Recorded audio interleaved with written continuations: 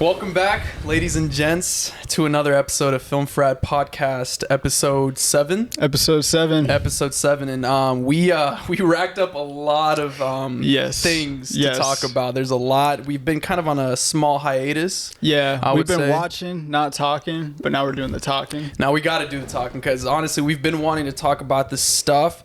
Some of the stuff we watched a while ago, so our memory might be a little cloudy, a little fuzzy, on that. But that's all right. I mean, I think we still got like good opinions on them and everything, and I think I remember them well. So, yeah, enough for me. For sure, yeah.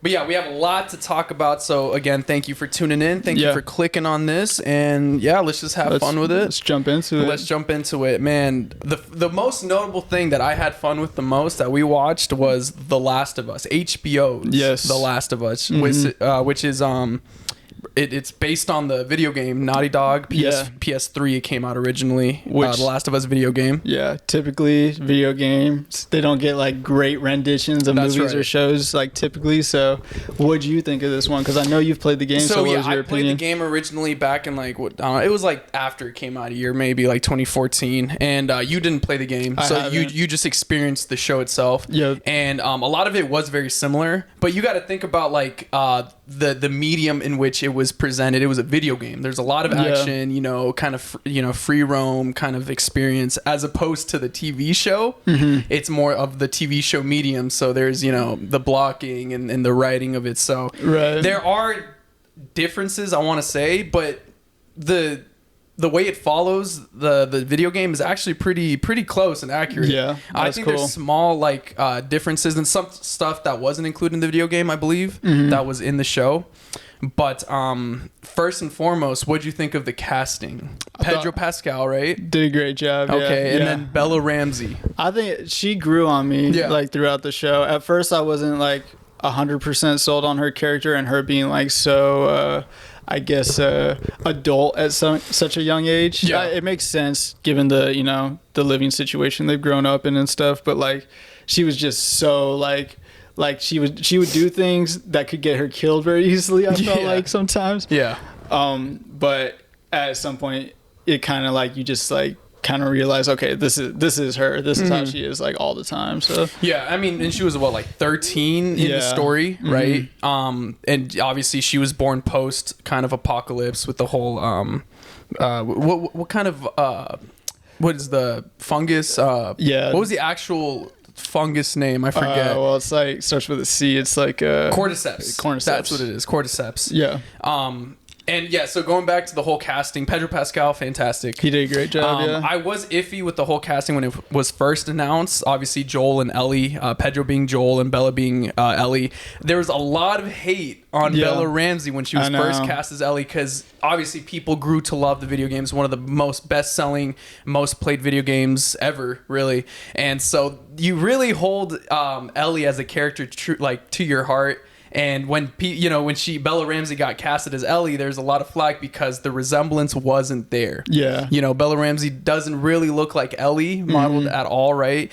But after finishing the show, I think her personality was perfect. Yeah. So you feel like she captured like the essence of what? Oh, absolutely. She's dirty mouth, right? She's witty. She likes to have fun. She's kind of like that, like juvenile-esque kind of attitude where she doesn't like to take orders from anyone, but at the same time loves to. She's still a kid, realistically. So, you see her, kind of messing around with Joel, trying to push his buttons and stuff. So that's actually like the game. Yeah. And that's what I liked. Okay. Despite whatever her not looking like Ellie, which was also one of my issues. I'm not going to lie. I was kind of upset at first, but definitely grew on me. Yeah. Like you were mentioning. Same, dude. And like you guys were mentioning while you were watching, because you play the video game. Yeah. You point out like, oh, it sounds like NPC characters, like in the background. Yes. There's different aspects to the show that had like video game elements that were kind of like just like a cherry on top, Yeah, and for a specific example on that, there was that scene where they crashed into that one kind of like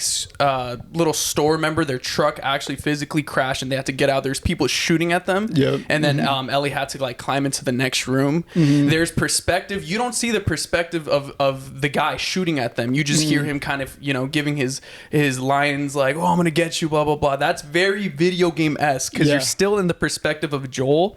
You don't see the other guy at all, but you still hear the shooting. He's still missing, shooting the truck, whatever, and you just hear him say the stuff and yelling at him. That was pretty cool. Yeah, I like that little touch they added. I like video game details. Those are fun. Like those are just fun to pick out like throughout the show, and you're like, oh, that's good attention to detail. So yeah, overall, you'd say it was pretty good. The show, yeah, absolutely. Now, I wanted to ask you, since you didn't play the video game, right? What did you think of like the progress between both Joel and Ellie, kind of turning more into a father, daughter-esque relationship? That's a good point to bring up, because I would say it was a good gradual, climb to this like father-daughter like kind of relationship that they had. But there was an episode where it very much turned from like gradual to like, okay, this is like a father-daughter dynamic. So, and that was a little bit, it wasn't out of nowhere, obviously. You knew it was coming, but just the shift in mindset of Joel was very fast after a certain thing happened to him. And the specific part you're talking about was when he got wounded, remember? He got stabbed. I think it was a baseball bat like that. It was just stabbed into his stomach, I believe. And then Ellie had to nurse him basically back to health. It's when those cannibals, like kind of cult-like group, kind of kidnapped Ellie after he got back on his feet. That's where you really saw that change in mentality. The kind of, she's kind of my daughter now, kind of protect her. Which was cool to see. It did feel like, to me, a little bit, it went from not 0 to 100, but like, like 40 to 100 or something like that. Like, it was gradual, and then it really got like to the point there. Right. But I get it. Like I always knew that was kind of like the dynamic they were going to form at some point. So and that whole shift in mentality and stuff is due to the trauma that he's experienced because of his daughter when the outbreak first initially happened and she got killed. Yeah, dude. Right. That was a great opening first episode. Pilot episode. That was a really good pilot episode. Absolutely. And much like the rest of the show, that episode actually pretty, like the whole scene of them trying to escape their city, right? And then you see everyone also trying to escape the city when it first happened. That's pretty close to the video game. Straight out of the video game pretty much, huh? And so, man, it was pretty sad to see her daughter get shot, and man, the emotions there were crazy. I know. I haven't played the video game, so I didn't even know that was happening. And when it happened, I was like, oh wow, I thought she was gonna be the daughter throughout the whole show. Yeah. And then for that to happen in the first episode, I was like, okay, heartstrings right off the bat. Absolutely. So, what do you think of the actual zombies themselves or the infected? Because there's different types, right? Yeah. I liked them. The design I'm sure they did a pretty good job, like replicating them from the game. Oh, they look good, bro. Yeah. I was excited to see the clickers, but sorry, you can go ahead. No, what you think? Do you think they did a good job? Yeah. So like the original, just regular infected, right? That chase you, the walkers, the runners, look good, and I love the sounds they were making, bro. It's just so eerie and stuff. They introduced the clicker, which is just disgusting, right? They're blind, they can't see, so they rely on sound, right? So that's why they got to be quiet, just kind of crawl around. And then you had, I think it was the bloater. It was that big body that came out of that sinkhole. Once they were trying to escape with I think, what was his name, Sam, and I forgot the other guy, the siblings that ended up very drastically passing away. That's the thing about this show, dude. Like, if it's not Joel or if it's not Ellie, don't get attached to a character too quickly, because you might not see him at the end of an episode, Absolutely. But the design's crazy, and I really like the design on them. Again, the clickers, the bloaters, and not to spoil anything, but the second game, there's more variants of them, but specifically to this one, I think they were gross, they're disgusting, and you actually felt like a sense of danger, right? You felt a sense of danger of like, these things will kill them. They were ruthless for sure. Once they heard you, they were in attack mode like right away. Absolutely. So they definitely did a good job showing that. And then there's episodes where they didn't really deal with any infected, but it was more so complications with other humans. Obviously, again, with the weird cult-like group that stole Ellie. There was layers to the world for sure. They did a good job building the world, like, because it wasn't just like humans trying to survive zombies. You got all these different groups of humans kind of doing their own ways of surviving the zombies. Some of them like you agree with, some of them you don't, and it's just like it's kind of an interesting world they built in not a lot of episodes. It was like a 10 episode long series, right? Something like that. Something like that. But I think they they pretty much captured everything in the first game. Yeah. So now I'm curious to see with the ending, which we'll talk about, how they transition into the second game. And I have my own opinions on the second game. I wasn't really a big fan. I didn't play it, but I watched playthroughs of it. So it's just, I'm not the biggest fan. They kind of deviated a little, which we'll talk about once season 2 comes out. Sure. But what'd you think of the ending? The ending was intense, and I wasn't expecting how it went down. And that's kind of like what I was talking about earlier with like it going from like 40 to 100. Like it was like he was in dad mode the last episode, and he was going to do anything he could to save Ellie. And absolutely, that became his purpose by the end of the for sure, which I think was the goal. So I definitely. At first, like I keep saying, it felt like it went from 40 to 100 for a little bit, but it was good. I liked it. I really liked it for sure. So they basically end up getting to the Firefly base that they, originally they wanted Ellie to get to. He finally got him there. They were gonna try to do the tests to see if they come up with a cure. But what Joel didn't know is, in order to get that cure, if it even were to work, she would have had to die. You know what I mean? She would have been dead. So that conflict in his head is what really set him off, and he went on that crazy rampage. Crazy literally rampage, killed dude. everybody in that hospital. Which was like, whoa, that's crazy. And in the video game, you get to play it, so you can imagine trying to go through and eliminating all these people, because you're not fighting infected anymore, bro. It's now a conflict between ideals, and it's crazy. That's crazy. So he ends up saving Ellie, and towards the end, obviously they're back on their feet. She seems like a little out of it, because she also is kind of fighting that conflict of, is Joel lying to me, or what's going on? Is this guy okay? Yeah, exactly. Joel lied to her and said, oh no, there wasn't a cure, or oh, there's other people out there who are also immune. And by the end of the show, literally, I think it was like the final scene, Ellie asks her like, is this true? And then he said yes. He lied to her to protect her. Do you think that's something that you agree with? Or there's a lot of people arguing that case. Right. Should he have lied to her? And if so, did he make the correct decision? I don't know, because it's like it really set it good up for season 2, as far as like you don't know how to feel about Joel going into season 2. Like, do you agree with what he just did? Do you not agree with what he just did? Do you look at him as like a good guy still, kind of? Right. So I don't know. It made me feel a different way about him by the end of the season. From the beginning of the season to the end of the season, I felt a different way about him. So, I don't know. It's different. It's not like a cookie cutter ending or anything. Like, it's not something you'd see all the time. So I always like that. But as far as Joel himself as a character, I'm interested to see where they go from that point. Yeah. Would you say he's selfish for saving her? Because they're not related at all. He killed a lot of people to save a lot of people to save that one person that he cares about now. And that one person could have saved the whole world. Exactly. I mean, could have. Not saying it would have worked necessarily, but... But keep that in mind, what you just said. That one thing could have saved everybody. Yeah.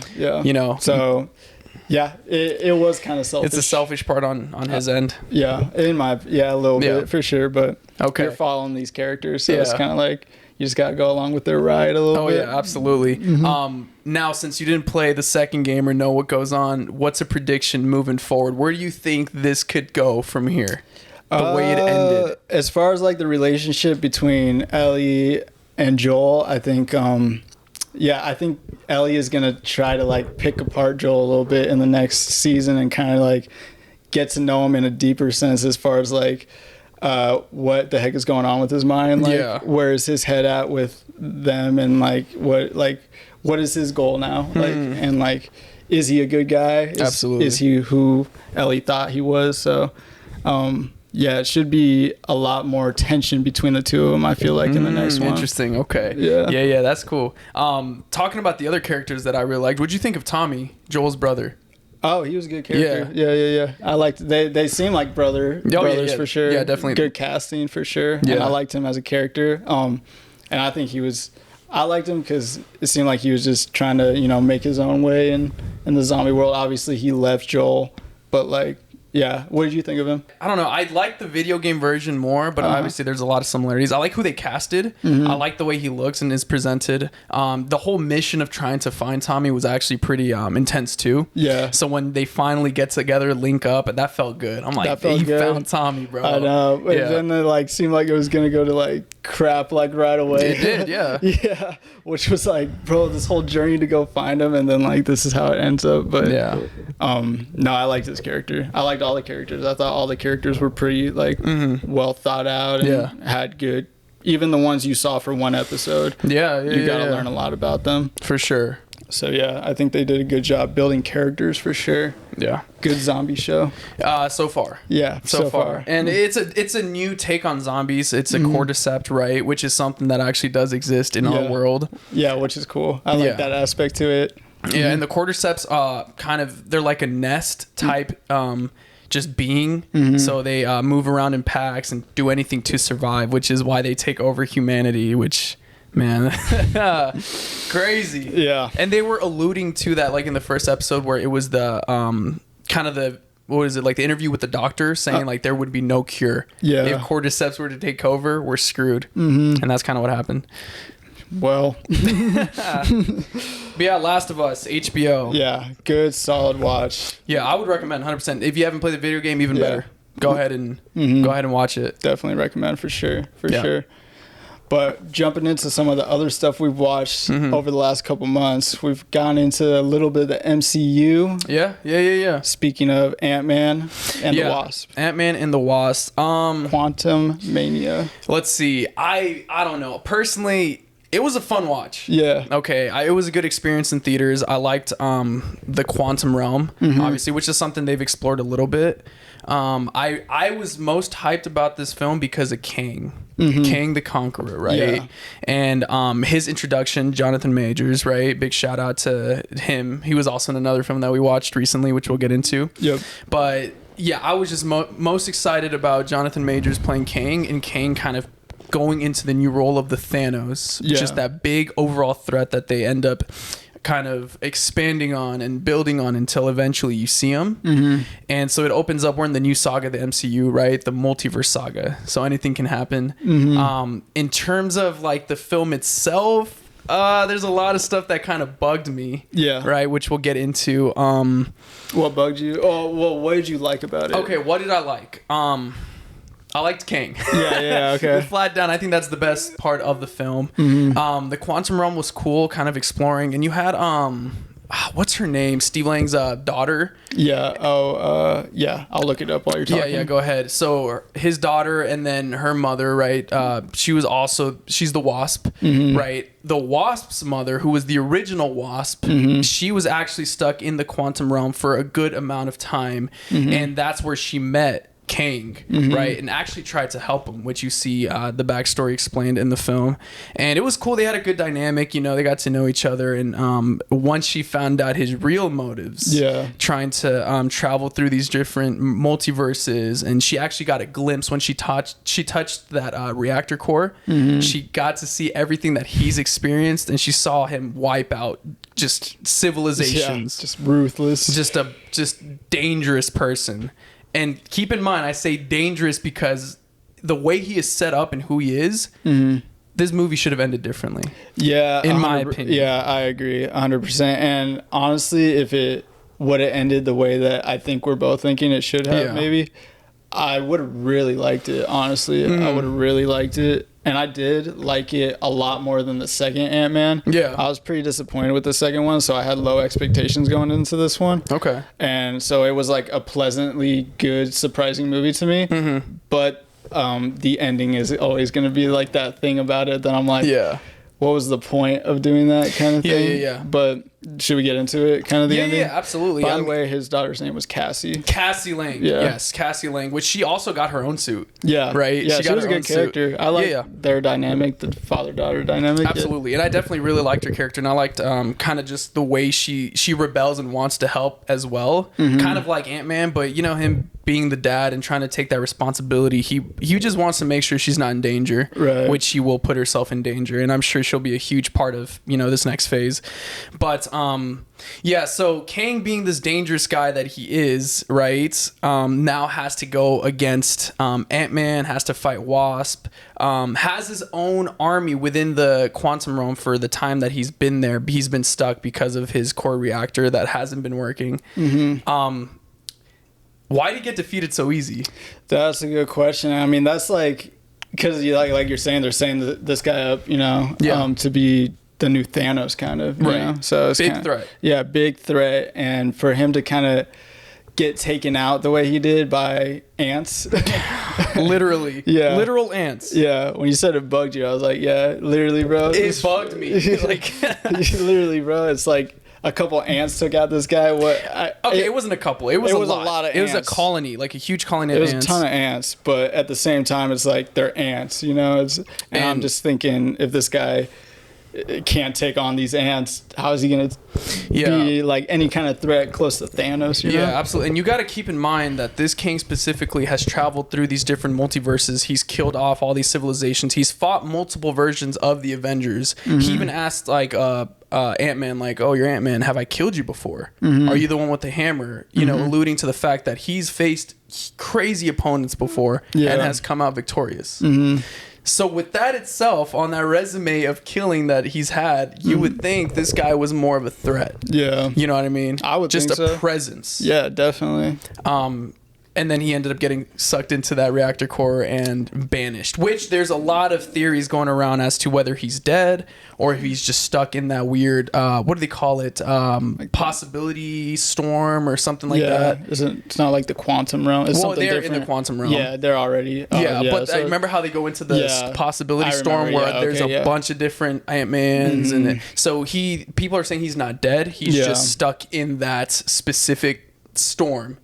So and after speaking to like homies and like Monchis, for example, I now changed my idea. I thought he was dead. I thought they killed him off, but I don't think so. I think he's going to come back, and I think he will be the main king from the entire Council of Kings that we saw in the end credit scene for that movie. You saw that huge council. They're all linking up together. They do business. Yeah. And the reason they banished him is, I feel like, because he was trying to stop all of them. He was the one who was banished. And for some reason, when they speak about him, they were fearful. You know what I mean? So there was that fear factor. So now that he's gone, I think they're going to go on a rampage. Yeah. You know what I mean? Yeah, I like that. And so by the end of the film, you see Scott Lang doing his usual walking down the streets, you know, kind of like, and then he starts getting into his head like, wait, did I make a mistake? Did I kill this guy off? Like, was he actually the good one? Yeah. So I like the way it ended with that anxiety-ridden kind of thought process that was going through his head. That was cool. I like how they ended it like that. There was a point in the movie where it really seemed like Ant-Man was going to die in the movie. Yeah. And that would have been some kind of send-off for Ant-Man. I would have... I really did actually enjoy the movie. And I liked the ending fine too, but it really did seem like they were going to kill him off. I thought so too. When they were in that final last fight scene, right? And everything was just going to hell. Yeah. Yeah. I thought he was going to just sacrifice himself. And if that would have happened to me, that would have set up Kang to be like, okay, he just killed one of the Avengers, you know what I mean? So like, he's the guy, like, okay, watch out for this guy, you know what I mean? Absolutely. It didn't end that way. They chose a different route. But yeah, I still liked it though. Yeah, absolutely. What'd you think of Bill Murray? I forgot he was even in the movie. Yeah, he was.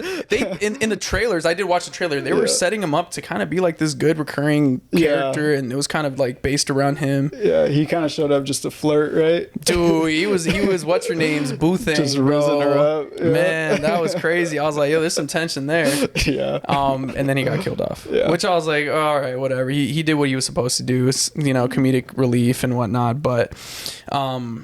Yeah, I mean, we'll see. I'm excited to see the Kang Council. You know, the sheer crazy amount of Kangs that there are. And I'm ready to see what their first move is. Again, keep in mind that the next Avengers movie is the Kang Dynasty. Is it? That's what it's called? That's the next Avengers. Okay. And then after that will be Secret Wars, which is a whole. I don't know how it'll tie into that, but we're going to see this council soon, and I'm curious to see what's going to happen. Yeah, me too. You know, what threat do they pose, and how is it going to affect, you know, everyone we know right now? Will they bring back characters? You know, will people die off?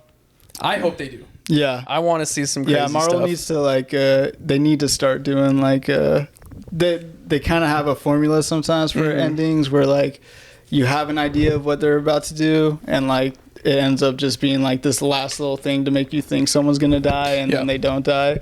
Yeah, they need to start going away from that. Otherwise, it's kind of gonna be this a little predictable. Yeah. This phase that they're in right now hasn't been my favorite. I feel like the films haven't been hitting as much. Spider-Man was cool. Doctor Strange, you know, there's mixed feelings about that, which we've talked about. Ant-Man and the Wasp, again. I thought it was solid. But yeah, it's nothing like the old phases to me. No. But I did see Guardians recently, Guardians of the Galaxy 3. And I thought that was a solid movie for sure. Yeah. Okay, what'd you think? I really liked it because it was different than the other two to me. It was like it had, and this was actually, I guess, something that a lot of parents were like upset about, is that it had like darker themes, and like they actually used the F word in the movie. I guess the first Marvel F word. They dropped the F bomb? Yeah. Okay. I guess it's the first Marvel F word. I don't know. I didn't know that was the case, but that's what I was reading. And I guess a bunch of parents are like, don't take your kids to see Guardians of the Galaxy 3. God, bro. It's too dark. Like, this is, they're pushing the PG-13 boundaries. And I'm like, what? I'm like, dude, this is different. It's finally something different that Marvel's doing. And it's not super different. Like, it's just got a couple different storylines that are kind of sprinkled throughout the actual storyline, like backstory kind of stuff. In the entirety of the movie? So there's different storylines throughout. I didn't watch it to preface this. So there's like a storyline about Rocket. You kind of get his backstory throughout the movie. And it is a little darker, I guess. Like, it's kind of a darker just tone. To see, like, where he's come, all the torture he's had to endure. Experimenting he's had to put up with. The main guy who's the villain in the movie, I can't remember his name, but he was actually a really good villain. He's kind of like this guy trying to create the perfect universe by experimenting on all these people. And Rocket was like a part of that. He was a part of one of his experiments, but Rocket just happened to be like really smart for some reason, you know? Yeah. So, dude, it was a really good movie. I really liked. The first Guardians was like obviously like kind of a shock to people. No one knew who the Guardians of the Galaxy were. Yeah, really. So when you first saw that first one, you were like, "Oh, this is a fun movie," and you like the characters. It holds like a special place to a lot of people. I feel like just because they're like, I had no idea who these people were before the first movie. So the second one was okay to me, but this third one I think wraps it up really well, and I really liked it. I think you guys like it. Like it too. Because I definitely gotta get around to watch that. Real quick, what was the relationship between Gamora and Peter in this movie? Because go ahead. Huge point in the movie. So she obviously doesn't remember that they have a relationship because it's a different version. It's a different Gamora.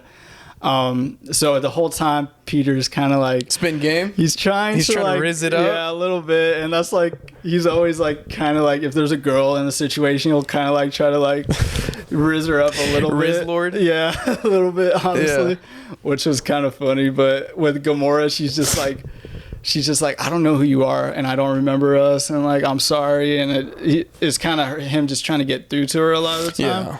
Try to remember what she doesn't remember. And it is a funny dynamic, just like, because he's kind of just sad boy. Like a lot of times, he'll be looking straight at her, and you can just tell in his eyes he's just like he's sad depressed. Boy. Oh man. So yeah, it's good, dude. I'm excited for you guys to watch it. Yeah, for sure. I didn't know if we wanted to get into spoilers. I don't know if you cared. Let's not get into spoilers. You don't think so? I don't think there's too much to spoil, honestly. And I really want you guys to like. Really, the main thing is that there's a Rocket storyline. It follows Rocket. His storyline, really well, and there's comedy, there's action, and there's everything you really want in a Marvel movie. I can't really think of anything that would like be like, oh my gosh, don't tell them that or anything. So I won't say anything else. So, in your opinion, this is the final Guardians movie that we know of. You know, that's what they announced. Do you think this is a good send-off for the crew? And if it is, do you think they'll possibly be popping up again in different ways? Or what's your take on that? I do think so. I think it's going to be I think it's kind of like an Avengers dynamic where they had the original squad and then it's kind of going to evolve into a new squad. I think that's where they're going with it. So I think there will be more Guardians movies. It just won't necessarily be the exact same crew we've seen the whole time. Okay. So is it a touching ending chapter, would you say, for this crew? Yeah. Okay. I liked it. I really like this third one. To me, honestly, best in the trilogy. I like it for certain reasons. The first one obviously always holds a special place in my heart, but I definitely liked it better than the second one for sure. Yeah. I think the second one, in my opinion, is a little forgettable. Yeah, I think so too. The first I agree. one, obviously, I haven't seen the third one, but the first one's definitely, I think, better than the second one. But real quick, your opinion on the end credit scenes? Do they set a lot up, or is it just more so tied into like some joke? Like most credit scenes thus far, at least for the past couple projects, most of them have been inside jokes within the actual film. Yeah. You know? The end one is kind of an inside joke kind of thing. Okay. The one before that, before it kind of gets into like, there's usually two. Yeah. The one before that is a good one because I think it kind of shows you who the new squad might be. Yeah. A little bit. Okay. So, yeah. I think they were good. Yeah, they were good scenes. Sick. The end joke didn't hit as hard as it should have for like waiting the whole credits, but that's just how it is sometimes, I guess. It's short, but okay, so it's a must watch. You think? At least go check it out. Definitely, yeah. Okay. If you're into Marvel, I think Guardians of the Galaxy 3 was like a solid watch for Marvel. It definitely got me more excited about Marvel than I have been in a while. Yeah. Mm-hmm. That's good. That's good. Yeah, because we need some spark in this MCU. Wherever the direction is that it's taken.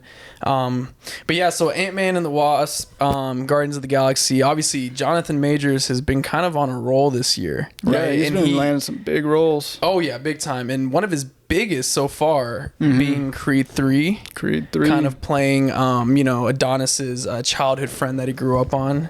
Did you like Creed 3, be honest?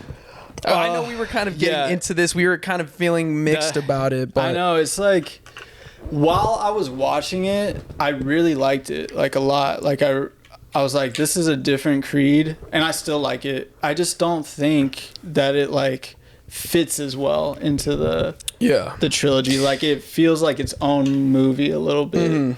Maybe that's because Rocky's not there. Yeah, I don't know. Yeah, maybe that's what's missing. Yeah. Yeah, I think that could definitely be a part of it for sure. It could be, because, what's the main difference in these three? It's just that Sylvester Stallone is not in the movie. Rocky's not in the movie. And to be honest, he was only mentioned once, and it wasn't a direct reference. It wasn't like, oh, Rocky's doing this, or this is where Rocky's at. It was more so just talking back about, like, the fights, Rocky versus whoever. So it wasn't like a direct mention to where he's at. He's not mentioned in the movie, really. No, he's not really, and it is kind of a bummer that that's the case. Obviously, because Creed origins from Rocky, so yeah. And Sylvester Stallone has been in the other two movies, so it's kind of like and it's his franchise, right? Like. So yeah, I think maybe if he wasn't it would have hit a little bit more for me. I think possibly, but I liked it though. Like. I thought the fights were cool. Yeah. I thought the cinematography might have been the best out of the three. Yeah, in my opinion. Here, let me look up. I forgot his friend's name. Yeah, so it's basically his buddy that he grew up with. They were in the juvenile system together, and they kind of Damien is Dame Time. Dame Time. Yeah. So they grew up together and not grew up for a super long time together, but when they were in the system together, they were really close. So yeah, and the whole story realistically, like Adonis Creed wasn't boxing really. He was more so like Damien's like right hand man. He'll travel with him. Yeah, they'll spar a little bit, but he'll more so like be the towel boy or just be there to cheer on. Really, so Damien was originally, if we look at it, supposed to be the boxer. Right. That's what he was trying to set up to. Creed never really had that drive to be the boxer. Right. So. Now you see what happens with the whole, Damien being locked up because of what happened, and Adonis having to now rekindle this relationship, something that he blocked out of his mind for good reasons. He didn't want to think about it. He felt crappy about it. Like, he ran away from the situation, which has plagued him so long. So once he's now reintroduced, Damien, I should say, is now reintroduced into his life. you see some dark sides of Creed. Yeah, Adonis, yeah, you see him go through some crazy stuff. Which was cool because it felt more like a Creed movie, like solely about Creed, which I did like that aspect to it. I agree. Because you kind of get like, this is Creed's life before boxing even like, you know, was a thing. Yeah. So yeah, I did like it for that. And I did like getting into like the roots of where you like his childhood and stuff like that. I think they did a good job just like setting up their dynamic and like their friends and like setting up that the resentment of, hey, you were helping me try to make it, you remember that, or do you not remember that? But I'm here now, like I'm out of jail, so like are you gonna help me out now? Yeah, literally. Right. And so like for Damien's case and his perspective, you know, watching Creed live out his dreams, which is something we kind of predicted on the frat chat, it did hold some resentment. He did hold some resentment, right? Which he didn't 100%. Show initially. Yeah. But it wasn't until they had to face off, and you know, Damien ended up beating one of Creed's boxers because he retired in the movie. Creed retired. Yeah. Right. He was just more so doing promotions and media and stuff. So Damien ended up beating one of Creed's boxers in a really like brutal way, dude. Like dirty fight. Yeah, he was dirty. Ended up taking the belt. And that's when Damien's like, yeah, this is me, bro. Like you didn't do anything for me. Like I did this myself.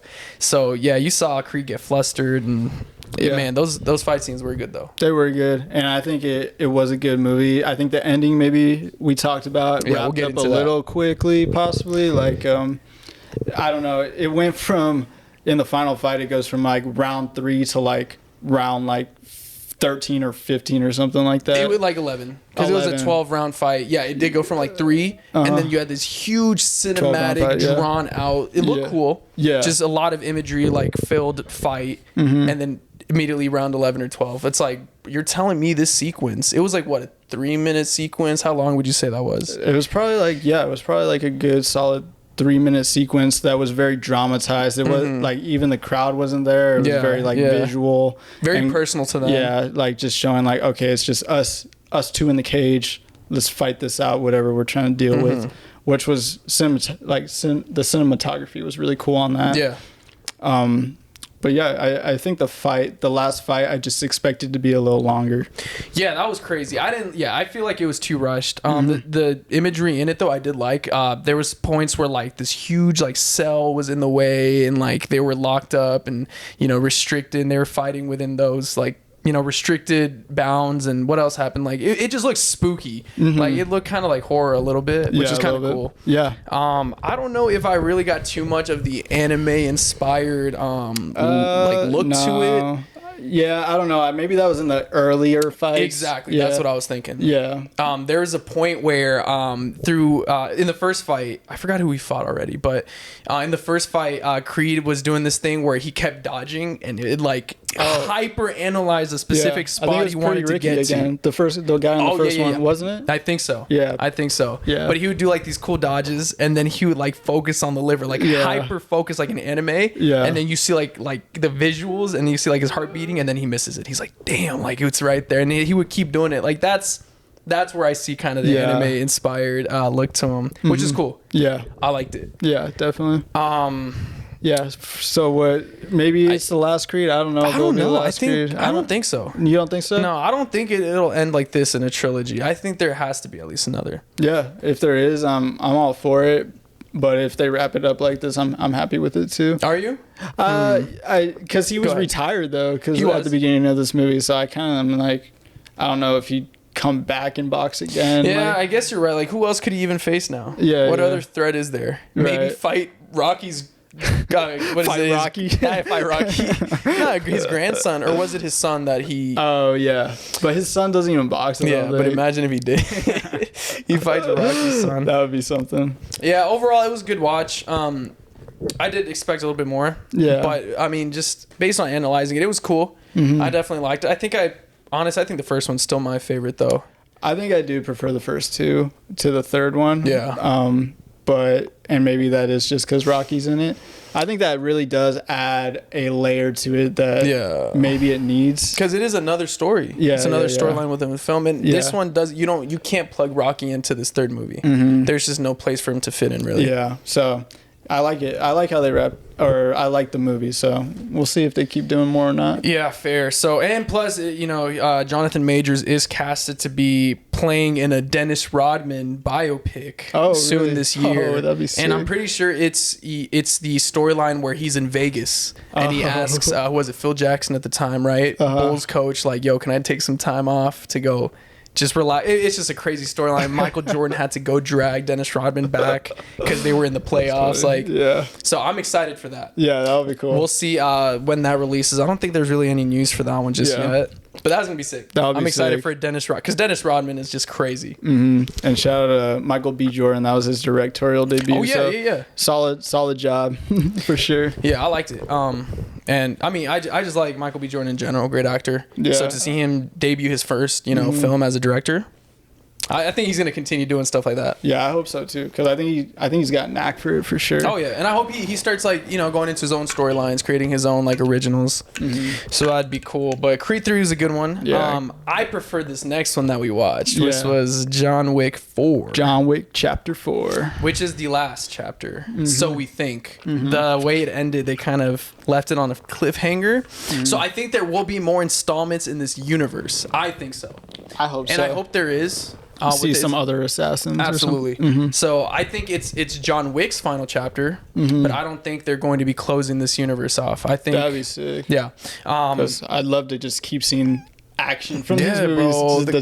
The choreography is always like insane, bro. They just like must be planning that for so long when those fights happen, Yeah. I mean, like this film I think included the most action. It might have, yeah. I think so. I think that's something that like off the rip, like first opening scene, he's like fighting all these guys in this art museum, like, and the choreography is just like so technical. I mean, he's older now, so it's not like, but still, it's like it's still good. It's just like well thought out. You can tell it's thought out whenever they're doing the fights and stuff. It is, and I feel like okay. Let's speak about this because this is something I wanted to note.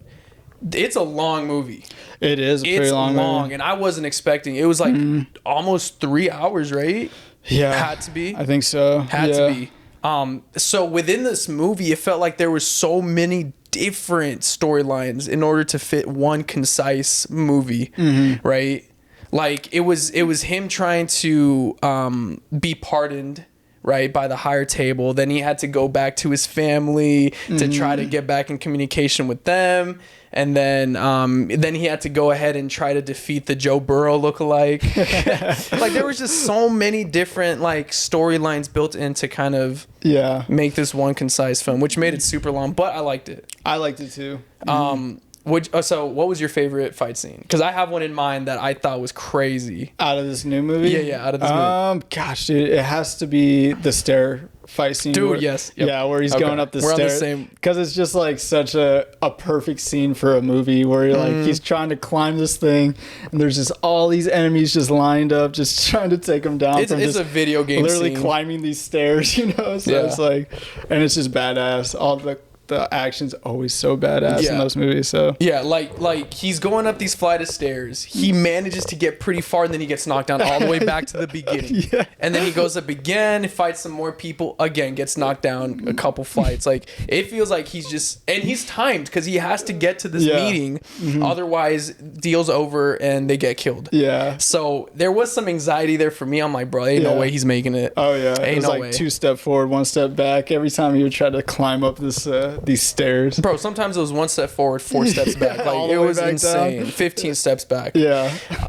So yeah, that I agree with you. That was definitely my favorite. Almost a comedic aspect to it. Like they knew that was a comedy aspect. Like because these movies kind of have like super subtle humor, but it's just like it's perfect for how Keanu Reeves is, like his acting, his one-liners, bro. They're almost like I don't even know, like corny, but like good. Oh yeah, they're 100%. They're so corny. They're so corny. You're sitting there like, but it works. Yeah, you know what I'm saying? So it's literally one line. That's like, it. He's like, Yeah. Okay.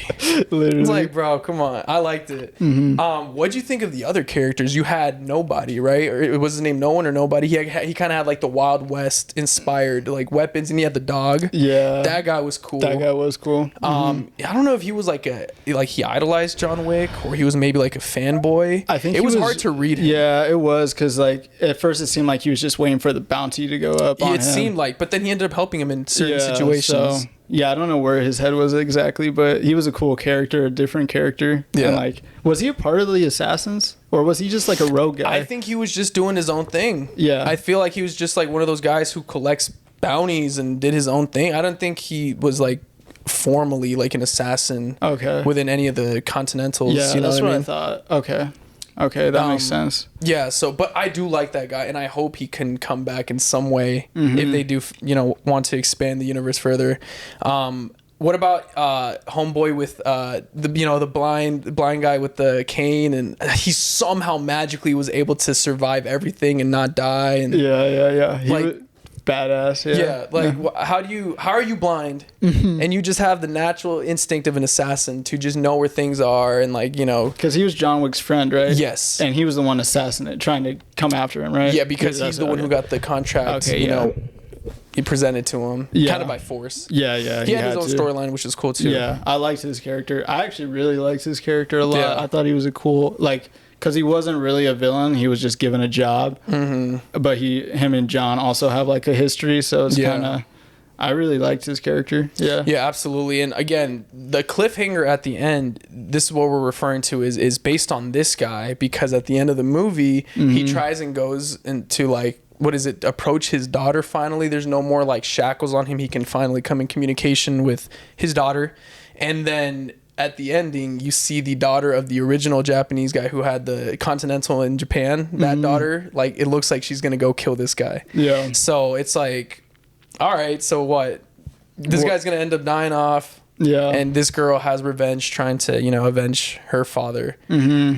That's why I think they're going to make more installments into this universe. Yeah, I really hope so, because just like whoever's making these movies, they know how to do choreography. They know how to make good action. Like, a lot of times you'll have movies where like the camera's just like moving around a lot and like stuff is just going down, but they take the time to like plan out the fights and like every little like detail of the fight. Yeah, absolutely. So I just think cinema needs to see stuff like that more often. Yeah. And like, no, I agree. That's why I really like these John Wick movies, because it showcases that like on a high level. Absolutely. The way I see it, it's like a roller coaster of films, like it's literally a roller coaster kind of experience that you're just getting all the entertainment. It's like a spectacle kind of, and it's just fun to watch. But with that being said, the final chapter, how did they send off John Wick? They sent him off. Yeah, you have your own opinion. I wasn't the biggest fan. So to spoil it,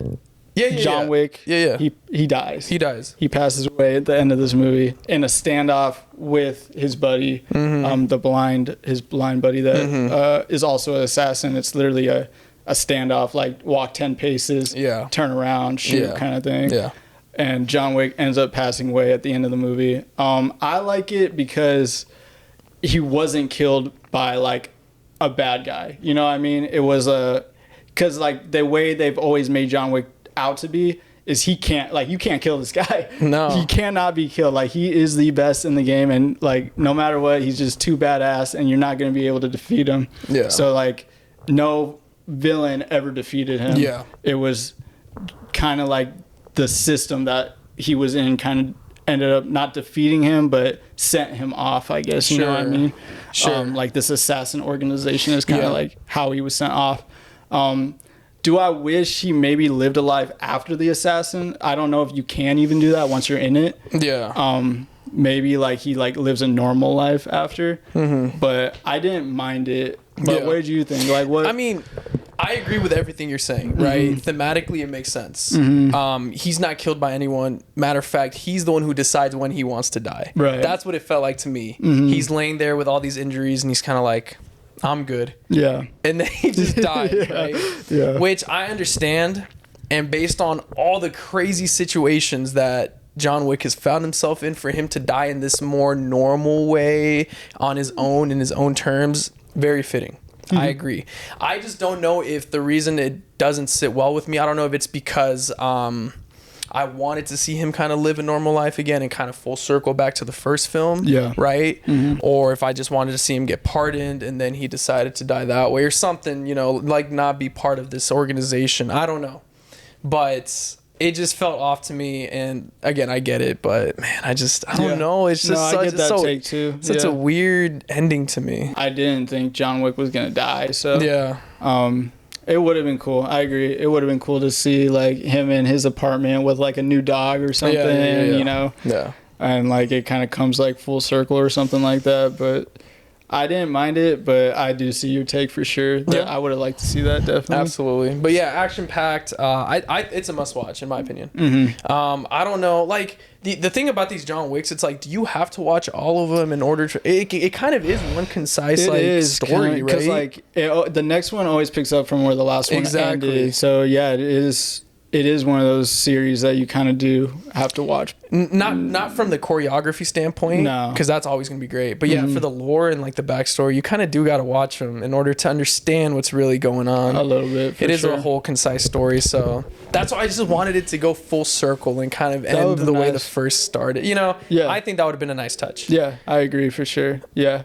Do you have a favorite fight from all the John Wicks that you can think of? Oh yeah. It's the one where they're throwing knives at each other. Yeah. In the third movie. Third one. Oh my god, dude. That was crazy. That's my favorite. They're just breaking like all these like the glass casings and stuff and just picking stuff up and throwing it, chucking them at each other. Oh my god, dude, that was brutal. Intense, dude. That was brutal. There's the one where he grabbed the axe at the very end of the fight and he just chucks it at the guy and it just straight into his dome. I agree, dude. That was definitely probably my favorite. Same. That's actually that's yours. Yeah, I love that. I've looked up that knife scene on YouTube just to, I've seen that one too. Because there's so many different. Like he almost like he's barely stabbing this dude in the eye, and they're like showing it, and it's like, oh, they just didn't hold back in that fight, at all.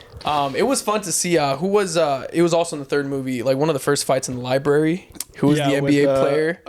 Was it Boban? Yeah, Boban. Yeah, that one was funny too. He was just this giant, and he was just manhandling John Wick, bro, pushing him over here, getting this. The way he died was gruesome too. Yeah, just a book to the neck, like dead. Boban. Yeah, that was a good one. But overall, what'd you think of the franchise? Dude, I love John Wick. Yeah, cool. Solid action franchise. Probably one of my favorites, honestly. Yeah, absolutely. Must watch. Go and watch it. Go and watch it. Absolutely. But jumping into like shoot, man, we keep talking about stuff we're watching, and we have a big list of stuff we watch. But there's a couple horror themed things that I just like watched kind of recently. They're just movies, but we can just touch upon them. Yeah, what's up? Scream 6, the installment of Scream 6. And you're a Scream fan, right? I am a Scream fan. Okay.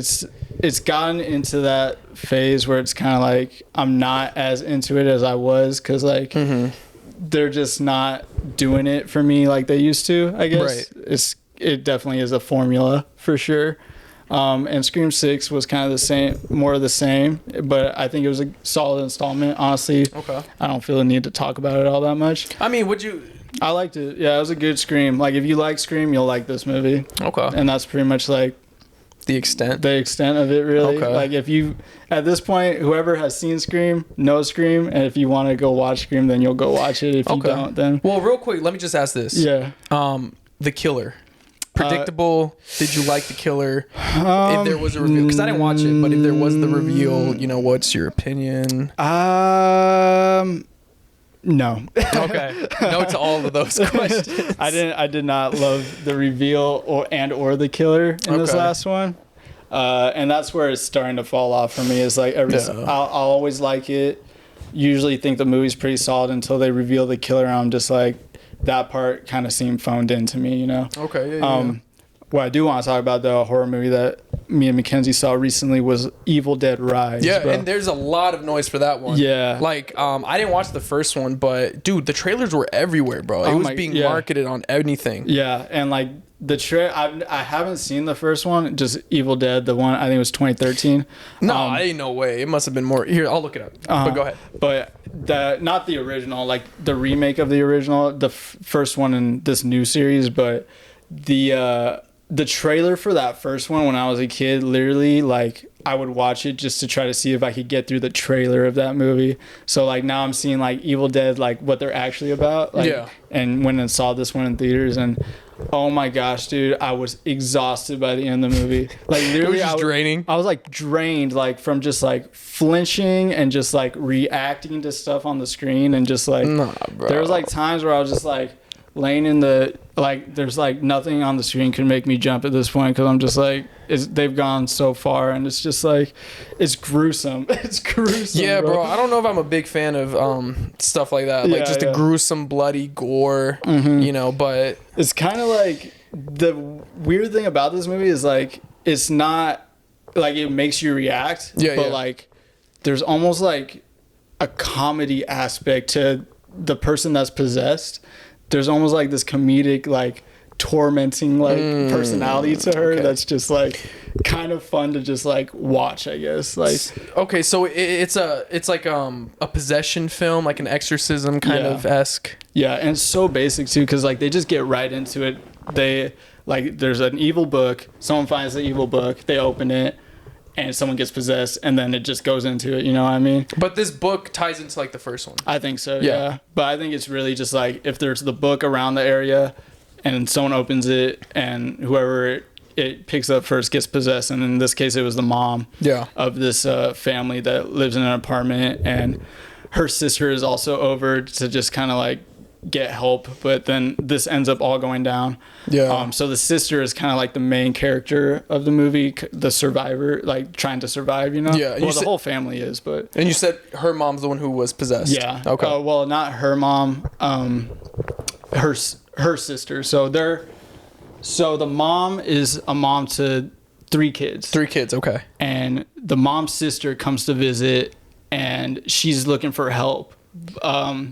But then the mom ends up getting possessed. So now the aunt of these kids has to like help them, basically. Oh, damn. Okay. It's like in the situation. Okay. And gosh, dude, it's just like to just like give an idea of kind of like the stuff you see in it is like there's a point where like this one character just.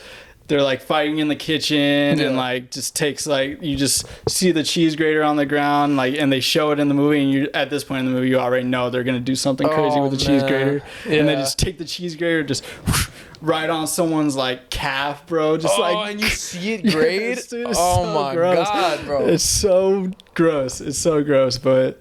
It was I'm making it sound like a terrible movie, but honestly, I had so much fun watching it, dude. So it's a good watch. Yeah. It's just you got to be prepared. You got to be prepared, and it's fun. It's a fun movie. Like that's the best way for me to describe it. Is I just had a lot of fun watching it, honestly, even though it was like intense.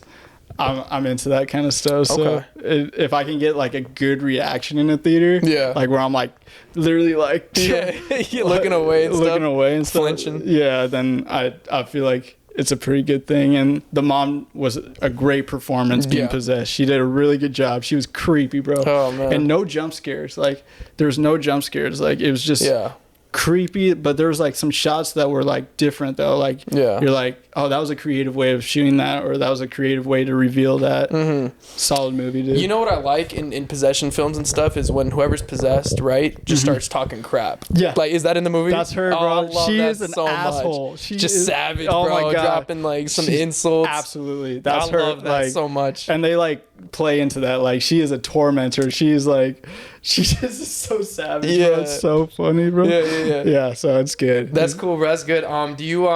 Do you see any future installments in this series? It has to be. Yeah. Because they don't all have to correlate in terms of like families or whoever's possessed. But it's like that book, it seems like. Yeah, that really seems like what it is to me. Is like if that book is around in like a scenario and like. Yeah, you know, it could be a different family every time. You know what I mean? I mean, that's kind of like what they do with like Conjuring or whatever. But do they, I don't know, I haven't seen any of those two or even the originals. Do they really explain the book, or is it a relic, or what's the deal with the possessions? And it's an evil book. They didn't explain it too much in this one. I'm sure in the first one they probably explained it a little more. Okay. They didn't really get into the book too much. You kind of just get the idea from how they do it of what this book kind of possesses, I guess, you know? Yeah. And you said you watched the originals? I haven't. No, this is the first Evil Dead I've ever seen. Okay. But it's making me want to go watch all the other ones. Oh, and to answer your question, 2013, it was the first of the reboot. Okay, yeah. So it was that's crazy. I thought it was like more recent, but that's cool. Evil Dead Rise. Yeah, I want to watch it. Highly recommend. I don't know, it's just gore, bro. Like after watching like Terrifiers and stuff, I'm like, bro, no, this ain't like. There's no point. I don't want to watch this. No, yeah, it's crazy. It's kind of on that level, and I'll just say like last thing, like the opening scene is pretty solid. Like I'd say most memorable opening title card sequence I've seen in a while. In a while, really? Like, or opening title I've seen in a while. Like the first, 5-10 minutes? Or what do you mean? Yeah, like the first 5 minutes when the title pops up. Mm-hmm.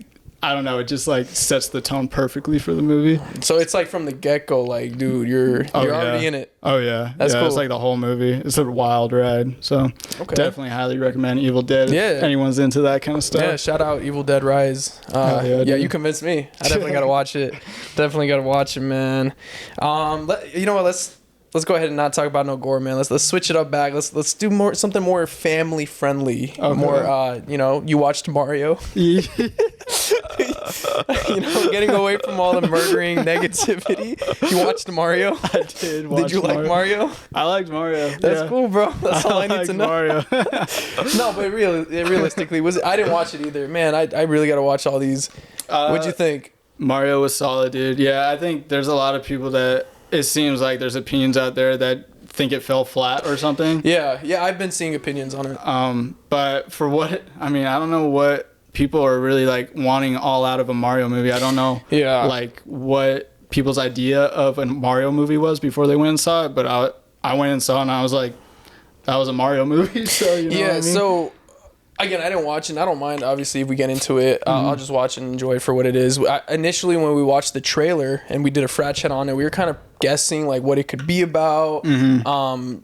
Were our predictions right? Like I mean it's so simple, right? Yeah. Like it's always just such a simple storyline. It's just Bowser is trying to fight or not trying to fight. He just wants Peach. Yeah, that's it. He literally just wants to marry Peach, and that's like the main goal of Bowser in this movie. Yeah.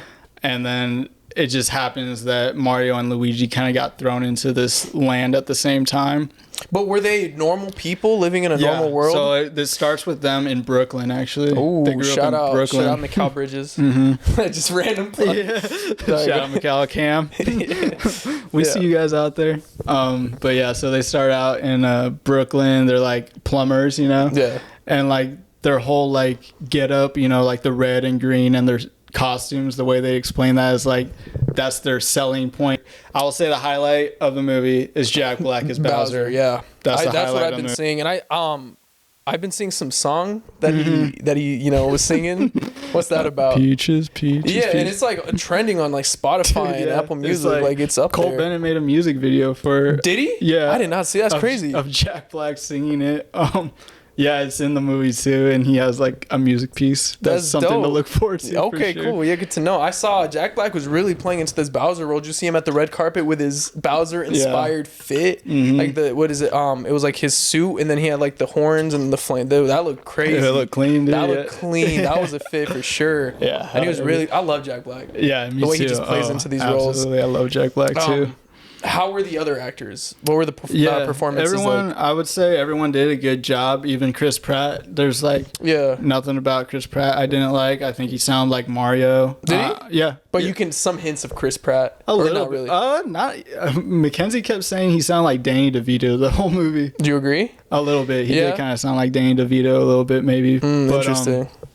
I didn't bother me. None of the voices bothered me. I just think that like as far as like adding character, like or like injecting the actor's like character into a character in the movie, Jack Black did like the best job. Yeah, you think so? Because like, Bowser. I have like a new like outlook on Bowser now. yeah, he's different now. Every time you go back and replay the games, it's now Jack Black. Yeah, it's almost like Jack Black had like a solid hand in writing for Bowser. Okay. Yeah. Man, that's crazy. How was so it was Charlie Day, right, as Luigi? A good performance. Good performance. Yeah. Luigi's not in it a ton, honestly. Really? No. Man. But he for what it was. He was good. There is this one character that I think is so funny in the movie, bro. Like, it's like this like blue star, probably from like Mario Galaxy 2 or something like that. Okay, a blue star. And they're like captured by Bowser. And this like blue star is like, for a children's movie, it's saying like some of the most absurd things, bro. Like, really? As far as like just like, I just want to, like, just let me die in peace or something like that. I just want to go already. Just like, and I just want to be a blissful peace. And like, literally the star's about to die. And then like, it doesn't die. It's like, no. Like, it's just like self-deprecating. Like his whole thing is like, just like wanting to like, it's like, this life sucks. Like, it seems so peaceful on the other side kind of thing, which was like an interesting take for a children's movie, but yikes. It was funny. Yeah. I liked it. I don't know if like that's cool. Parents were like loving it. Man, these parents must be like, what is going on? Yeah. It's nothing sacred anymore. Yeah, right. Seriously. After Guardians and now Mario. Yeah, these parents got to watch out. These kids, man. You know, what's being exposed out there. Yeah. How was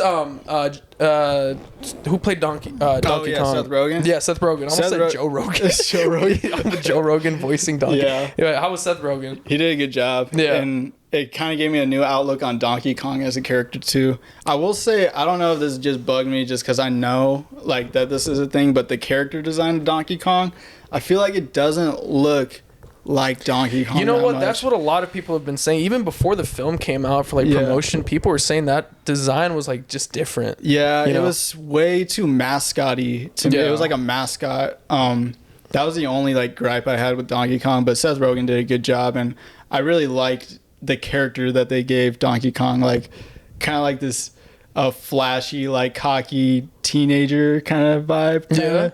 Yeah, but in a funny way, I guess. So yeah, he did good. Okay, yeah. Shout out Mario movie. Do you expect a sequel or more franchise films in the Mario universe? Yeah, I think so. I think they already have some lined up. Oh, do they? Excuse me. Yeah, I'm pretty sure. I think they have like a Mario Kart movie. Oh, I could see that. Mm-hmm. Wasn't there a section, like a Mario Kart section in the film? Yeah, and one of the things is like they have like kind of like different things that you didn't know. You know when you build a cart in like Mario Kart, like apparently it's like the Donkey Kong Kingdom, or like they're building the carts and stuff. Wow. Like you find out different like details like that in the movie. Okay. Of like these different things you do in the game menus that might have like, I don't know. It's just like it doesn't mean much to you, but in the lore, you know, this is what's happening. Oh, it's cool to connect those things, I guess. Yeah, that's dope. I personally would love to see a Luigi's Mansion movie. That would be sick. Because I love that game. That has to be like probably top 3 Mario games for me, Luigi's Mansion. So seeing that as a movie, that would be sick. Fire. And make it horror. Oh my god, that would be clean. That'd be so fun. Okay, so good experience, you would say, Mario? Definitely, yeah. Okay, must watch. Fun time for sure. Yeah, absolutely. But I'm getting into some other anime stuff. We could talk about some anime. Any anime that you've been watching lately? I mean, as you guys know, Demon Slayer hot. Demon Slayer is hot. It's one of the most talked about, most sought after animes. You know, as of recent years, season 3 came out, which we're not caught up yet. But from what we have seen, it's getting straight into the action. Straight into it, Season 1, you know, it was a lot of explanation. Season 2, in my opinion, I feel like they took longer to dive into actual action and getting into the different levels of demons and stuff. But this season, within like the second, maybe third episode, like literally the third episode, something like that. You got 2 of the top ranked moons immediately just show up into the Swordsmith Village, which is this arc, and it feels like all is lost. Like it's like we're here, bro. Like fast you're done. Into the movie, you're done, and we get to finally meet the upper ranked moons, right? You got, I think his name's Yorichi, which is like the number 1 ranked badass. Which I have my own theories about him because he has his own sword. He looks very familiar to a design that we've been seeing throughout the anime, kind of Tanjiro looking. He does, you know. So I don't know what's going on there. Something's up with that guy. Obviously, we already know the third ranked Akaza, I think his name is. The one who ended up, rest in peace, Rengoku. Yeah. But then we have like the weird, like kind of like anxious crying demon. Yeah. Like we don't know what his deal is. And like initially from first glance, it's like, how is this dude dangerous? Yeah. I'm scared to see that dude. Well, you find out very quick why he's dangerous. The second, should we go into it? Like, I don't know. Like, we could a little bit. Yeah. Like the second you cut into this guy, whatever, let's say you cut the neck from the body, the head will grow a body and the body will grow a head. So it just keeps multiplying like cells, and it seems like never ending. You keep chopping the body, it's gonna keep reproducing. That's dangerous. Yeah, definitely. I don't know like how they're gonna combat that. And then you have the dude in like the, what do you call it, like a vase, almost like a genie bottle kind of thing, and he like comes up and like he has like mouths for eyes, and like, man, it's just disgusting design. Crazy design. I like it. I'm just so curious to see like how are the Hashiras and like the demon core like supposed to defeat these guys, bro. Yeah, it seems like almost impossible. It just, to me, it's funny because like you said, we like got to meet all these like upper rank demons. Yeah, and it's funny like because we've had a scene similar to that on the demon core side. Yeah, you know, or like not on the demon core, with the demon slayers. Where we kind of get introduced to all the Hashira. Yeah, and the dynamic between all the Hashira and then the dynamic between like the demon core. Like the the demons is just so different. Like absolutely. They're all like just putting each other down on the demon side. Like no one wants to work together. No one wants to work together. So it's kind of like, I feel like maybe that could like play a fact into it. Like these guys just like don't work well together. It could be. Yeah. Like power of friendship. Like let's defeat these demons. Let's come together, and then like the demons are fighting each other. Yeah. I do want to mention though, in season 2 we saw, how there was the 2 demons, the brother and sister. They were the 6th upper rank, was it? Was it like, yeah, I think it was number 6 or something, but we initially saw the former number 6th ranked upper moon give his blood to the siblings in order for them to become demons. We'll come to find out in this season that 6th former upper rank is now number 2. So now he's like even more dangerous. He's behind Yoriichi, and he's in front of Akaza. And like you see this dynamic between Akaza and like Yoriichi like going back and forth, like, or no, not Yoriichi, sorry, Akaza in the second rank. Like, hey, I advanced faster than you, so I'm better than you, and like they're just like fighting against each other, like just getting under each other's skin. It seems like. So I'm excited to see the dynamic between all these demons. Me and too. I don't know where it's gonna go. Again, I personally think they're just way too overscaled and overpowered. But I'm also excited to see the Hashiras, like the Mist Hashira that we met. And then the other Hashira, I forgot what she is, like, not Butterfly. She's the one with, like, the curvy sword. Oh, Love. Thank you, Munchies. Love Hashira. The Mist one's crazy. I love his demeanor. He's so, like, logical, down to the book, textbook, and like, no emotion. He became a Hashira in, like, a couple months. It was, like, 6 months, I believe. Yeah, which is crazy. Yeah, so, and we meet him, and he's just straight to the point, like, I'm not here to joke around. I'm just gonna do my thing. I have no emotion. Logically think about that. Like but he's cold with it, bro. Did you see he did one of his breathing techniques in like the 3rd episode, and I think he's the real deal. Yeah, I think so. He's up there for sure. Again, we haven't really met like or gotten too deep into the other Hashiras, but this guy looks crazy. I'm excited, dude. I'm excited for this guy. Yeah, same. I'm also excited to see what Tanjiro pulls out. Hopefully he like learns more about his how do you pronounce it? Hanakami Kagura, like his like kind of flame technique that was passed down. I'm excited to see where that goes. They're in the Sword District, right? That's where Sword Village. Swordsmith Village. Swordsmith Village. It'd be funny because Tanjiro, he's like known for breaking his sword all the time. If he just like, there's a scene where like there's a bunch of swords in some room and he's just like going through them or something like that. He's just breaking them, trying to hack off a head, and they just keep breaking or something. Yeah, bro. Something stupid like that. Yeah, that'd be hilarious. But I don't know, man. I feel like, considering this Swordsmith Village is supposed to be one of the most sacred in the world, and for them to already be infiltrated by these demons, man, I think it's just gonna go down. And I'm excited. I'm excited too. So, yeah, I don't know. But other animes, what else have you been watching recently? You've been on one. Yeah, I've there's this new one on Crunchyroll. It's called Hell's Paradise. That Monchis and I have been watching it. It's animated by MAPPA, which is super popular animation studio. As of right now, they do like Attack on Titan, Jujutsu Kaisen, I believe, as well. And it's actually good, bro. It's like, I don't even know how to explain it really as of right now. It's kind of all up in the air. But the main character, his name's Gabimaru. He's like this shinobi kind of like killer. He's like a legend throughout the world. And he's just known to be dangerous. Anyways, to keep it short, he gets caught up in some stuff. So now he's sentenced to death. Oh. He's a criminal. And like most criminals, again, like I said, he's sentenced to death, but he just can't die. And you find out why. Anyways, he gets sent to this area where there's like a bunch of other criminals. There's like a bunch of other criminals who are all sentenced to death, but they get a plea deal. Hey, if you guys go to this land, this mystical land, to find this elixir that grants you like immortality, you guys can be pardoned.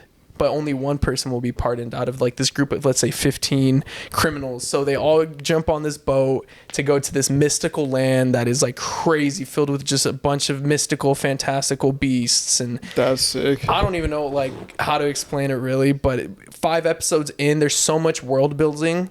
It just kind of like, you just get presented with so much information, but it's not an overload. And the way they do it, it's like, what you're coming to find as new, like you're just experiencing for the first time, the characters are also experiencing for the first time. So you have like this connection with the characters where no one knows what's going on. So it's like, what is going on? How do we figure this out? So it's a cool experience. Yeah. And I feel like it's going to be the new anime. Really? Just based on what we watched, I'm like, dude, this looks... The intro's fire. Yeah. The outro's fire. The characters are dope and unique enough to, like, wonder, okay, what's that? You know, what's that about? What are they about? So keeps you curious and stuff. You should watch it. Hell's Paradise. I think you would like it. Yeah. Definitely. And again, it's just it's just well animated. Like I said, MAPPA, the animation studio, super popular right now. I think it's the go-to anime, in my opinion. So shout out Hell's Paradise. Hell's Paradise. You guys should definitely give it a watch. I think there's only, like... 6 episodes right now, and they're still continuing to come out, so it's brand new. So definitely give it a watch while we wait for other stuff to come out, like Attack on Titan. I don't want to talk about Attack on Titan, bro, because I think the whole fan base is just upset. The next episode of the final chapter, part 32, like came out. It's an hour-long episode. That episode's ends. It's like, all right, now we got to wait 6 more months for episode 2 to come out, which is going to be another hour. And after that, probably another 6 months wait. I'm kind of over it. So that's ridiculous. I'm going to put Attack on Titan down and just put it in the drawer until it's done and not talk about it. Okay. Because we've been waiting for like, what, 10 years? It came out 2013, I believe, first season. Wow. It's been going for a while. And this final season, part 3 now. It's the 3rd part of a final season. How does that make sense? What the heck? Yeah, so it's like they should have just not labeled it final season, just season 4, 5, and 6. Like, there's no reason to turn it into a 3-part final season. No, it kind of gets ridiculous at that point. Because you just like, as a fan, you don't know what to expect when something gets released at that point. Yeah, it's like, bro, when is this going to end? Obviously, people who read the manga know. But there's also supposed to be a different ending in this anime. Supposedly, the anime is going to have a different ending than the manga, which is what I'm excited about because I want to kind of compare and stuff. But we don't know when it's going to end. Dang. So it's very brutal for the fans. So either way, shout out Attack on Titan. I mean, it's a hate love. I know. I got to catch up, dude. You're always telling me I got to catch up on that one. You would really like it, I think I would. Yeah. I think I would. I really like the design of the Titans. And it seems like, to me, it's always like, how the heck do these guys defeat, the Titans? But that's what you think initially. Right, yeah. And then it turns into a whole different thing. So it's hard to predict things. Okay. And a lot happens. That's cool. So you gotta check it out. Hell yeah.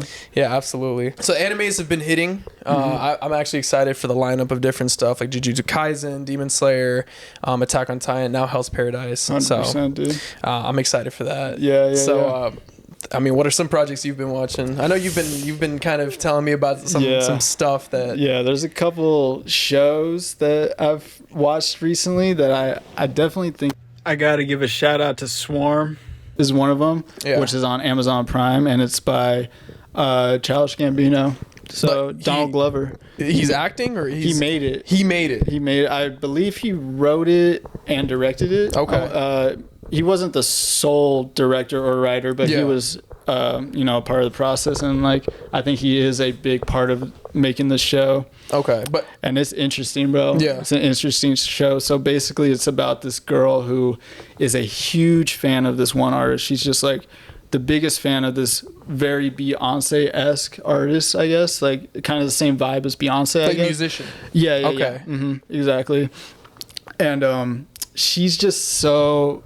Her whole world is this artist, right? Mm-hmm. She lives for this artist. So like anyone that talks bad about this artist or like gets in her way from seeing this artist or any like she's spiraling. She's in a very spiral mode when you're watching her. You would call her a stan. Yeah. She is very all over the place. You never know what she's gonna do. Like really, she's very like. You can see in her eyes she's wanting to do something, but she kind of seems normal sometimes, but she's not. She's not normal at all. Okay. But it was like you're basically following her trying to get to this concert the whole time, I believe. But like the road she takes to it and the people she has to see and meet to get there, it's a journey for sure. And it's very different. It's a different show. And it looks great. The cinematography was a standout for me. It was very it's really good. It was really good. So like the first season's out? Yeah. So it hasn't ended. So the first season is out. It seems like it could end there. It could just be like a, short kind of series, one series kind of thing, but yeah, worth a watch, I think, for sure, because I think it does some different stuff that I haven't seen in a show in a while, and it's kind of it's different. Yeah, it's also gory. It's also gory. How? Yes, I'm confused. She's crazy. Oh, it's that bad. She's crazy. Oh wow. Okay. Yeah. Interesting. She's crazy. So. Okay, so it's like horror aspect, kind of. A little bit more like a thriller. Yeah. Thriller. Yeah, I would say. Okay. But worth a watch for sure. And then another thing on Amazon that we watched is called Jury Duty, and this is a show that is just so different, dude. Like I've tried to put like anyone that I can onto this show. Yeah, Jury Duty. Just because it's just I've never seen anything like it. But basically, they're setting the scene. It's a fake jury. It's a fake trial. The only thing about it, like everyone involved is an actor except one person, and this goes on for a couple weeks, this trial, and like they're documenting the whole thing. They're watching how this dude reacts. It's kind of like a social experiment for just this one dude. Okay. And see how he reacts to like these crazy situations. They're very like reality TV-esque situations, but he thinks they're real in real time. And yeah, it's a good show. It's funny. It's very Office vibe kind of for sure. Yeah. So I think you'd like it, dude. Yeah, I love that. You should check it out for sure. Okay. It's different because like, and at the end, they kind of like reveal to this guy that this has been a hoax this whole time, I guess, or an experiment. And he's kind of like mind boggled by the whole thing. Yeah. He's like you can tell in his eyes he's like, wait, what? Like, what did you guys do to me? Like, he's a little traumatized. Yeah, like why Yeah. And I even saw him on a podcast after, and he was like saying that it took him like a month to go back to work, like after this whole thing ended, just because he was just so like kind of paranoid that cameras were on him all the time or something, like Truman Show kind of thing. Yeah, it's like it's not bad. Like they weren't doing anything crazy to him. Yeah, but for him to like have that sense of dude, like a month, I'm not going to work. Right. Yeah, it altered his reality a little bit for sure. That's crazy. There's a new Pixar movie. Pixar movies are always great. Elemental coming out this year. That sounds fun. The new Transformers, which hopefully will be good. I love Transformers movies. The first two were my favorite. Shia LaBeouf. Same. Back in the day. Hopefully this one can live up to those. New Spider-Man. I'm so excited about that one. That one's Spider-Verse movie. And I'm excited to see the different variations of Spider-Man, like the 2099. I was watching a trailer recently and it looks like there's a lot of them. Ooh, like I can't wait. Of Spider-Man variations. And if they can somehow tie it in with like MCU, imagine. That'd be crazy. That'd be fun. Oppenheimer is going to be good too, man. I can't wait for that one. That's a big block. Christopher Nolan, right? Absolutely. Yep. Just a cheesy one, Barbie. I've been talking about that. I like the casting for that one. Yeah. Ryan Gosling and Margot Robbie. I think it could be pretty silly and maybe a funny movie. Yeah. I think it will be silly for the whole sole purpose of being silly, and it might make it good. Yeah, I hope so. You know what I kind of want to see it, honestly. Absolutely. Yeah. So yeah, a bunch of stuff coming out that we're definitely going to watch and we're excited to talk about. Yes, sir. And so just be expecting some more stuff from us, whether it be, you know, these podcasts, movie reviews, frat chats, clips, you know. As long as you guys are still watching, we're going to still be making them, you know. So are you excited for what's to come? It's a good year for movies. I'm excited to talk about them and share some opinions and maybe some hot takes. Maybe some hot takes, who knows? Yeah. But yeah, thank you guys again for tuning in. Until next time, stay on the grind. Yeah. We'll be seeing each other. Peace out. Deuces.